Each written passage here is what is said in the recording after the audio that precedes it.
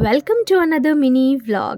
আগের পার্টে তো তোমরা দেখলেই যে আমাদের দুজনেরই ছুটি ছিল, তাই দুপুরবেলা গেছিলাম বাইরে লাঞ্চ করতে। বাড়ি এসে দুজনে মিলে টেনে একটা ঘুম দিয়েছি, দিয়ে সন্ধেবেলা উঠলাম, উঠে নিচে গেছিলাম একটুখানি চা আনতে। ও তো চা খায় না জানোই, আমার জন্যই একটা চা আনলাম।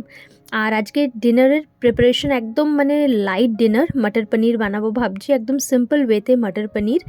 তার আগে ভাবলাম দুজনে মিলে একটু সিরিজ দেখি, আমারও কয়েকটা ভিডিও এডিট করার আছে, সেগুলো একটুখানি করে নিই, নিজেদের মতন সময় কাটালাম একদম ল্যাদ খেয়ে আর কি।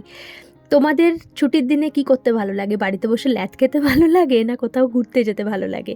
আমার আবার দুটোই ভালো লাগে। কোনো কোনো ছুটিতে মনে হয় যেন জাস্ট ল্যাদ খাই, কোনো কোনো ছুটিতে আবার এনার্জেটিক হয়ে বাইরে ঘুরতেও যাই, এই আর কি। তারপরে ও রান্নাঘরে এলো আমাকে একটু হেল্প করে দিতে, বাঁধাকপি কেটে দিল, কালকে রান্না করব বাঁধাকপি।